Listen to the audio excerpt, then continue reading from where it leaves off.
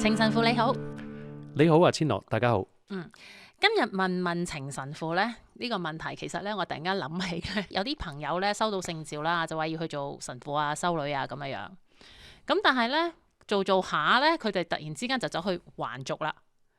咁我就開始有個問題啦。咁究竟其實個聖召咧係叫佢去做神父修女啊，定係抑或係叫佢去結婚生仔嘅咧？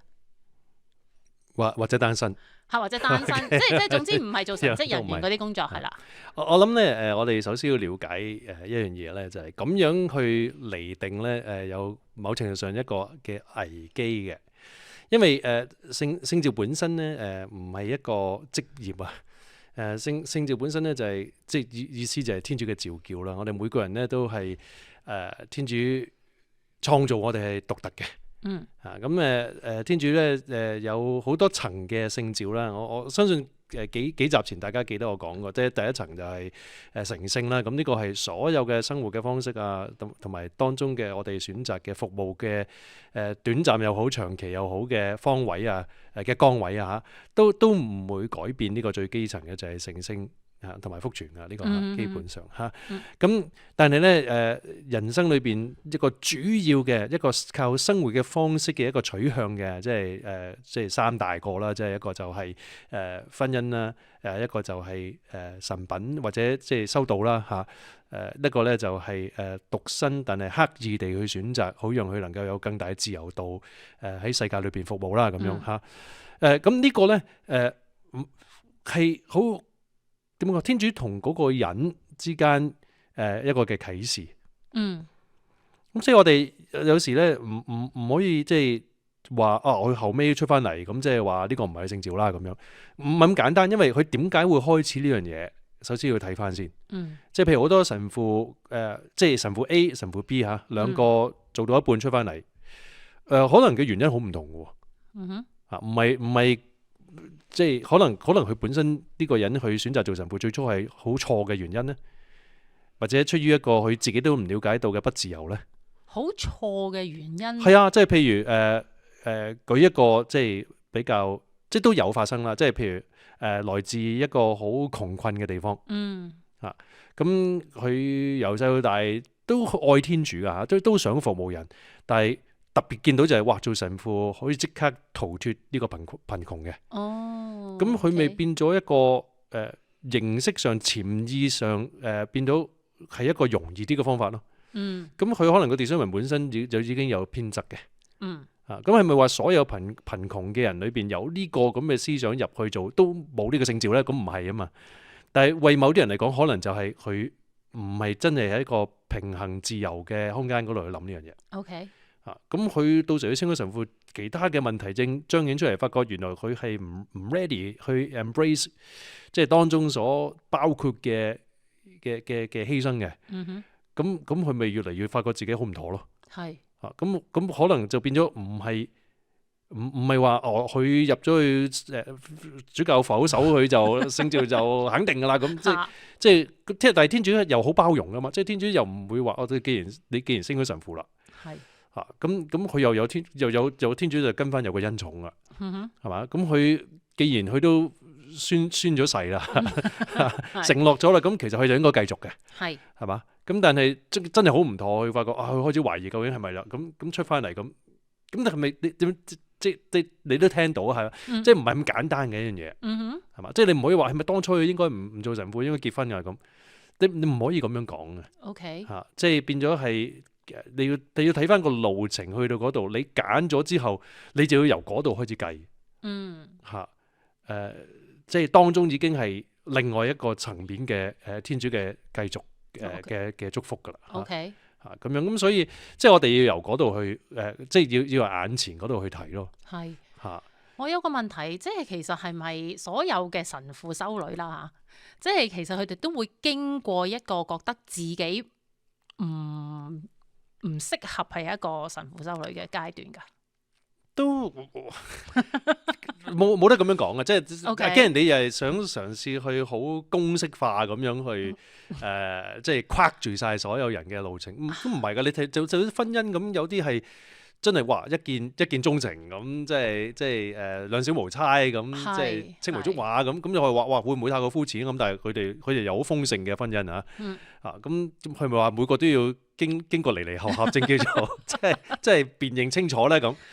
反而有啲辨認得好清楚，咗婚唔夠3年就散，即係有時嗰個唔係你經過啲乜嘢足夠，係其實係好多內在我哋究竟有幾清明咧？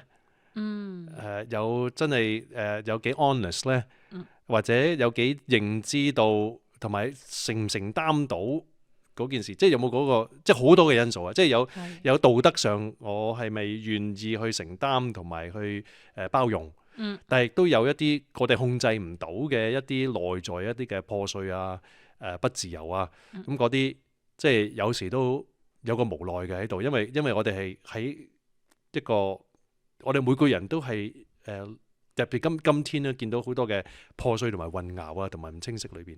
咁所以回應聖召當中咧，即係又多咗一個 dynamics 啊，就係我哋譬如喺修院咧，我哋見到好多後生嘅嚟咧，佢係需要一段時間去醫治啊，心靈嘅醫治，內在嘅醫治。咁呢個唔係淨係神父，其實好多人結婚點解會咁多破碎嘅婚姻，即係唔夠3年就散啊，或者調翻轉你話40年之後就散啊？咁其實好多係好破碎嘅背景。咁變咗佢哋唔係唔想愛，係原來佢哋喺嗰一刻係冇能力自由地去選擇嗰種犧牲嘅愛。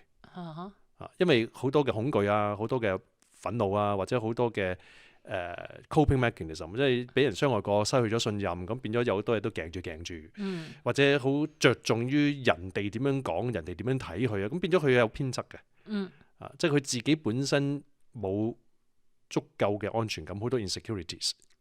咁其實呢啲好多心理學家啊都知㗎啦，好多 counselor 即有冇人經歷嗰種話，即係原來我係咁一團糟嘅嚇，即係關係上好着重於人哋講咩，個眼眉即係豎高啲已經唔妥啊咁樣，好容易會發怒啊，好容易會遷怒於人啊。咁呢啲好多呢啲嘢未醫治好嘅時候，咁咪好多要活出嗰個包容關係唔係咁簡單啊。咁同樣神父都係，即係你話你唔係話我犧牲咁真係快樂平安，因為可能內在可能仲有啲寄望咧。即係咁變咗呢啲嘢唔清晰，自己唔知道原來有呢樣嘢嘅時候，咁到咗嗰啲嘢發生嘅時候，你撞着你又有其他嘅壓力，咪會出事咯。咁呢個係我哋見到就係好多後生嘅嚟到，需要2至甚至5年啊，正有足夠嘅自由咧。正睇得清楚，原來我未夠自由去做呢個決定。係啊，咁變咗我哋有時見到哇5年咁嘥出翻嚟，哇好彩佢未升神父。即係因為佢嗰陣時自由正選擇，佢好嘅喎，佢唔係5年之後發覺唔想服務喎，而係佢發覺我當初想做神父，原來係出於一個欠咗天主嘅心。OK，係嘛？咁即係知恩報愛咁啊一樣嘢啦。咁但係呢個。我選擇做唔做神父係應該係出於一個適當程度嘅自由，然後甘願選擇噶嘛，唔係因為一個交易，即係天主俾咗啲嘢我俾翻啲嘢佢。咁呢個就變咗被動，就唔係自由啦。係啊，咁即係講得粵語殘片啲，即係英雄救美咁啊，以身相許咁呢個好有病㗎，呢個係即係呢個係好唔健康嘅關係。即係我係欠咗你，即係原來你唔係真係愛我嘅，你係欠咗我。我好似要彌補啲咩？係啦，即係好似即係咁即有問題咯。咁樣咁同樣聖召亦都係同一樣嘢。無論呢個聖召係分配又好，係修道又好嚇，咁所以我哋有時就會就因了解而分開啊，咁所以呢樣嘢，咁所以即呢個可能佢即好啲嘅就係未升之前睇得清楚，咁當然有啲就係更加鞏固嘅，即係話我呢家睇得清楚，我係真係見到呢個係天主俾我最釋放、最自由、最係綻放咗天主俾我嘅召叫嘅咁。咁就好咯。咁嗰啲即係呢個真係冇揀錯啦。咁另外有啲就係咁但係有啲就係不幸地，即係你話啊，即係原來係again，即係好多嘅背景、好多嘅壓力、好多嘅枷鎖啊，咁變咗可能升咗神父之後一段時間，你發覺 it's all wrong。嚇，咁能唔能夠話即係完全係白費嘅咧？咁又未必嘅。未必嘅，即係佢係需要咁長嘅時間治愈。其實最終都係我哋祈求嗰個人係得到即係真正嘅釋放嘅。OK。咁當然即係又有好多歷史嘅嘢啦，即係有啲即係我聽到有啲嘅譬如早段子即係幾廿年前咧，有好多就你生咁多細路，因為嗰時生好多細路㗎嘛。即係你譬如好似中世紀打落做到近代啦，其實7-8個10幾個至少7-8個啦。即係咁我話咁你其中一個仔就應該做神父，其中一個女就應該入修院咁。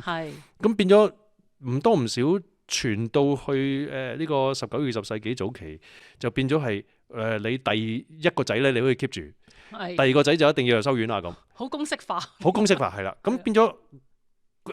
聽嗰陣時，我哋聽到呢家就話咁約束啊！咁但係嗰陣時咧，你真係咁樣教，真係咁樣信嘅時候咧，啲人又 OK 嘅喎。咁但係呢個唔係正確嘅 discernment 嚟噶嘛？咁會唔會有事發生？有事發生。不過以前就係因為公式化咗，咁所以就係我有事發生，我有問題。就唔係呢個唔係我聖召啫嘛。OK。咁變咗亦都見到有好多神父噓聲出翻嚟嗰時，60、70、80年代咧，就係咁樣，因為咁樣入咗去噶嘛。因為我排第二，咁所以我就入咗去啦。到咗發覺原來有得揀嘅時候，喂 wait a second，咁呢個好 mismatch 喎，好其實係唔係我覺得係最祝福到別人、光榮到天主嘅一樣嘢。咁佢未有個即係你嚴格嚟講係一個身份嘅mismatch，有個 identity crisis 所謂一個身份危機嚇。咁佢就話咁佢搞唔掂啦，佢 break down 嚇。咁變咗有啲亦都係咁樣，變咗你聽完呢啲故事，你睇翻嘅時候就話，因為其實佢都好困難繼續。咁所以又有呢個。即係主觀嘅一個問題喺度，咁所以我話好難就係話咁係咪佢個聖召應該出翻嚟咁即係咁即係咁 general 咁樣話係一定係咁樣，唔可以咁樣，係要每一個人睇翻佢個歷史嘅個情況。咁當然亦都有啲個案咧，就係佢唔應該放棄嘅。佢唔應該放棄。係啊，佢應該繼續嘅。即係好明顯，佢係俾魔鬼搞嘅。係啊，佢好明顯係俾一啲事去令到佢懷疑嘅。而如果佢有一個好嘅神師，或者有一啲好嘅治愈嘅心靈治愈啊，或者輔助咧，佢係或者揾到即係同行者特別係其他嘅神父係鼓勵到佢同埋支持到佢咧，佢其實可以克服到一啲嗰陣時受嘅衝擊嘅。咁 unfortunately 我都見過有啲 case， 即係可能係佢控制唔到，或者個堂區都控制唔到嘅一啲嘅災禍。咁咧就令到佢好沮喪。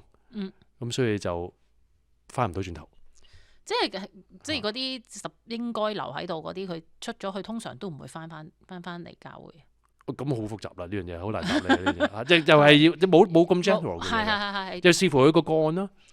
視乎個情況啦，同埋因咩原因咧，同埋有冇發生醜聞啦。OK，即係有好多嘢喺背後。好多嘢，即係冇得話 in general 就話你中途而廢出咗嚟，你就係衰人咁，唔可以咁講嚇。或者出咗嚟依家好開心，你結咗婚啦，咁啊即係冇問題啦。咁佢咪即係我亦都即刻諗到一兩個個案就係咁樣。其實係呢個係真係唔係應該天主俾佢原本嘅召叫嚟嘅。咁但係天主會唔會祝福佢？天主都會祝福佢，因為佢唔係背棄天主啊嘛。佢係當時嘅情況佢控制唔到，都屬於係一個自由選擇。其實都有係咯，即係有不幸喺度咯。但係天主係唔會追究翻所有以往嘅嘢噶嘛。因為佢好多嘢都寬恕到嘅天主。即係佢唔係因為邪惡嘅原因，所以堅持要咁樣啊。即係可能係嗰一刻有邪惡嘅嘢發生咗，但係佢可能之後佢 repent 咧，佢悔罪咧，咁但係翻唔到轉頭啦嘛。咁佢咪唔係天主嘅仔女？唔係啊嘛。咁佢都結婚啦，都生仔啦。咁點啊？咪繼續咯。天主係個祝福會喺度噶嘛。冇錯。咁即係某程度上嗰度仍然有某程度上係一個聖召，因為佢都成聖啊嘛。佢都繼續嘗試去祝福別人啊嘛。佢咪離開教會啊嘛。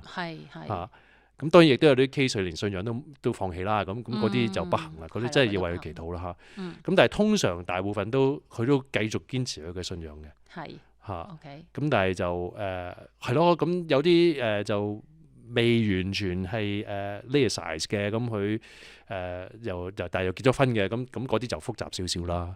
咁就希望可以嗰啲盡快 resolve 啦，即係就變咗唔係喺教會外結婚啦嚇。咁呢個又另外一個情況。我就有一個即係嗱，我認識有個朋友啦，就係佢係結咗婚嘅 ，OK， 但係先結咗婚嘅，但係個太太咧就突然之間咧就入咗隱修院做修女啦。係。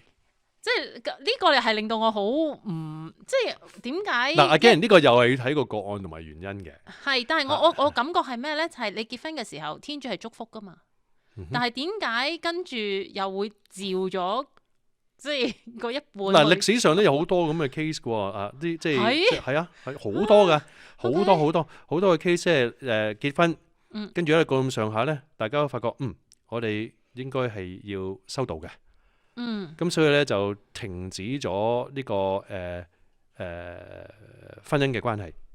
咁咧就通常會揾神師噶，咁甚至揾主教添。咁你有啲即係同你哋商過咗，即係因為係有呢個所謂叫 Josephite 嘅婚姻嘅，即係約瑟。